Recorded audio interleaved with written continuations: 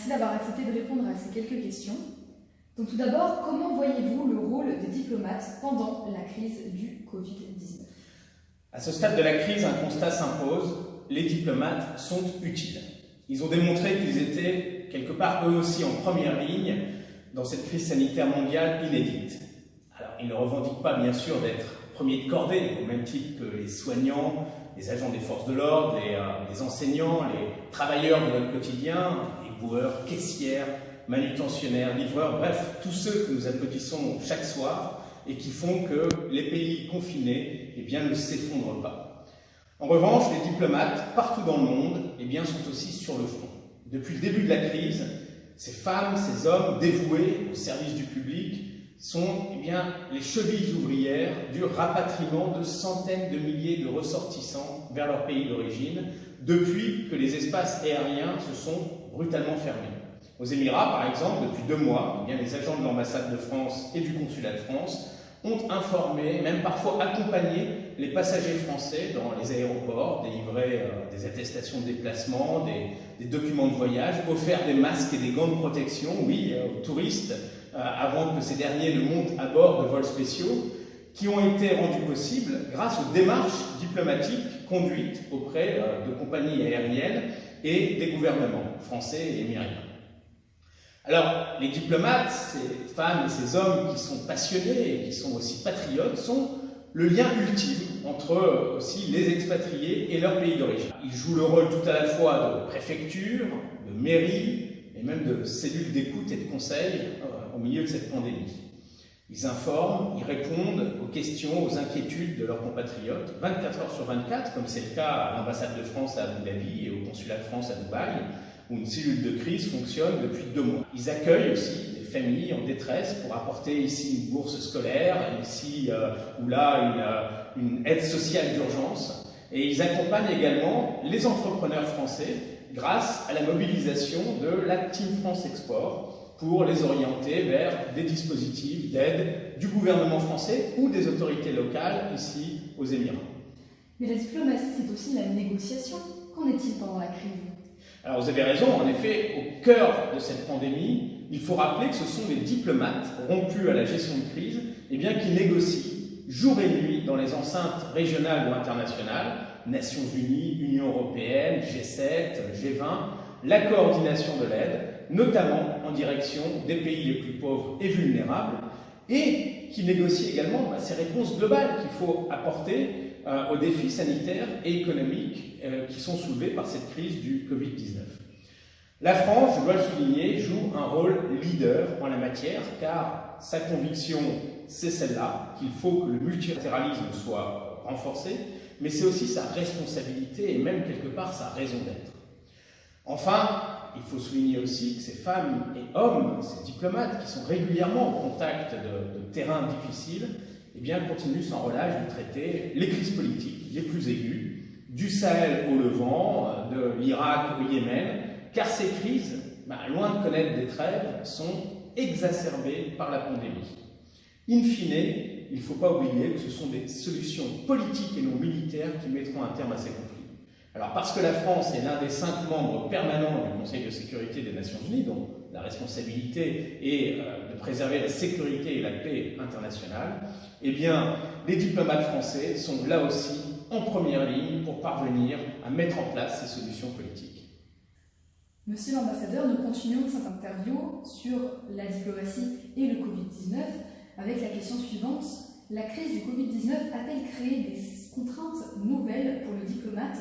La distanciation sociale, par exemple ? Le diplomate est, par définition, un acteur social, en représentation constante et au contact des autres. Il est peu de dire que cette pratique inédite de distanciation sociale impacte considérablement notre métier. Ce que je veux dire à ce stade du confinement, une conclusion s'impose d'emblée. Pour un diplomate, rien ne remplacera jamais le contact humain, l'émotion qu'il suscite, la confiance qu'il génère. Aucun outil technologique ne remplacera jamais le timbre naturel d'une voix, l'éclat d'un regard, le sens d'une gestuelle particulière. La diplomatie, c'est l'appréhension et la compréhension de l'autre. Et l'une et l'autre ne passeront jamais par écran interposé. Pour autant, ce que nous avons expérimenté depuis des semaines ne doit pas être rejeté par principe. Nous devrons probablement tirer profit de certaines habitudes qui ont été prises, par exemple favoriser des temps de télétravail dans la semaine, organiser des visioconférences lorsque ce sera possible pour éviter des déplacements fatigants et chronophages. Offrir aussi davantage d'outils de mobilité à tous les collaborateurs, en garantissant bien sûr le droit à la déconnexion. Il faudra aussi qu'on puisse tenir des réunions en plus petit format, de durée plus courte, et surtout, je pense, manager davantage en souplesse, en laissant davantage de flexibilité aux collègues dans une forme de nouveau pacte de confiance. Bref, faire de la distanciation intelligente, de la smart distanciation, sans pour autant perdre ce contact humain direct qui est indispensable avec nos collaborateurs, comme avec nos interlocuteurs extérieurs et nos partenaires. Et l'absence de voyage dans tout ça? Le diplomate, par excellence, il mène une vie de bohème. Il voyage car la mobilité, c'est le cœur même de son métier. Des semaines de confinement, d'immobilisme, vont-elles transformer fondamentalement cette raison d'être? Je ne le pense pas.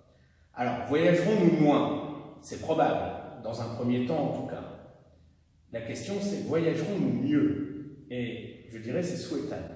C'est souhaitable pour notre santé, pour notre équilibre personnel, pour ceux aussi de la planète. Alors cela vaut pour les diplomates, mais ça vaut aussi pour les entrepreneurs, peut-être demain même pour les touristes. Mais alors comment les diplomates gèrent les contraintes technologiques créées par la crise du Covid-19?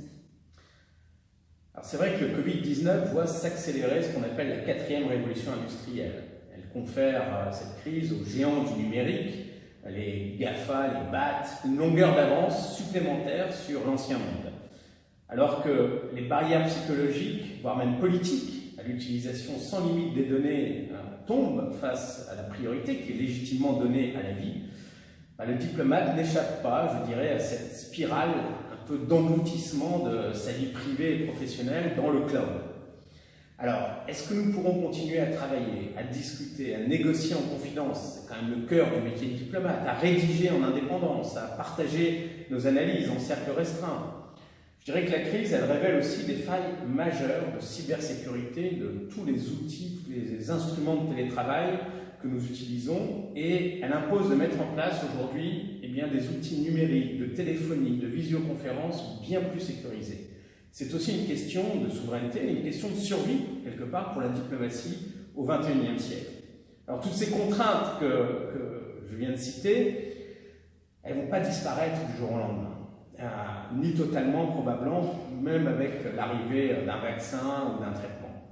Je dirais qu'il faut que, collectivement, diplomates et autres, nous puissions tirer les leçons de cette crise pour ne pas simplement fermer la parenthèse du Covid-19, mais se réinventer et bâtir en quelque sorte le monde de demain et la diplomatie de demain qui doit être une diplomatie postmoderne.